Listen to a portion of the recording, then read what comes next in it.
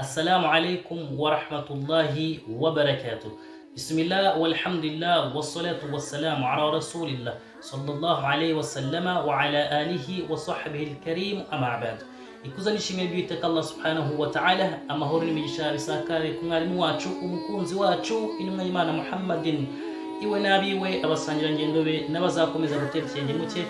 Dusaba Allah tabaraka wa ta'ala ko nje nawe yadushyira muri abo ngabo, Allahumma amina.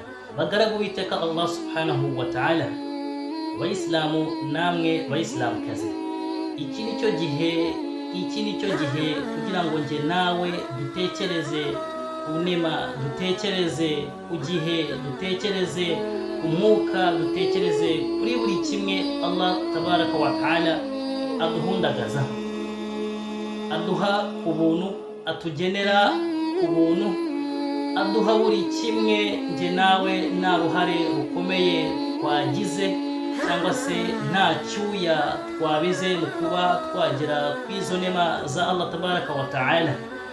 Rasulullah sallallahu alayhi wa sallama, Allah subhanahu wa ta'ala amubwira ati qul huwa Allahu ahad, vugutiye Muhammadin sallallahu alayhi wa sallama, Allah tabaraka wa ta'ala numwe, umwe rukumbi, we utabanjikanwa n'icyo ari cyo cyose, Allahu samad, ndetse Allah tabaraka wa ta'ala ni nawe wishingikirizwa, lam yalid wa lam yulad, Allah tabaraka wa ta'ala ntiyabyaye ndetse kandi nta nubwo yabyawe, walam yakul lahu kufuwan ahad, ndetse nta na kimwe Allah tabaraka wa ta'ala ahwanye nacyo. Waqalu ittakhadha ar-rahmanu walada, abakanyi baravuga bati uwiteka Allah tabaraka wa ta'ala nyirimuwe afite umwana.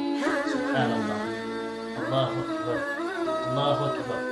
Mugaragu witeka Allah subhanahu wa ta'ala, uyu ni umunsi imisozi ndetse n'ibiremwa by'uwiteka Allah tabaraka wa ta'ala, abamarayika ba Munyazi Mungu subhanahu wa ta'ala babarakaye, imisozi yenda gusatagurika ifite uburakari buhambaye, kubera ko bamwe mu bagaragu witeka Allah tabaraka wa ta'ala bari kuyibanjikanya, bari kuyibeshyera, bari gutatira amagambo uwiteka Allah tabaraka wa ta'ala yatubwiye. Laqad ji'tum shay'an idda, bose byo muvuga yuko uwiteka Allah tabaraka wa ta'ala yibarutse n'amahano.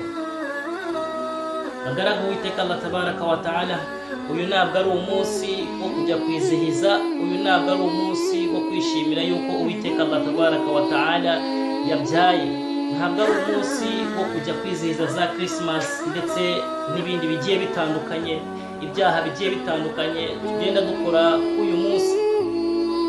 Bamwe mu bayisilamu bamaze kwirekura, bamaze kwiyakira, bumva yuko uno munsi ubareba, bakumva yuko uno munsi bagomba nabo kuwizihiza.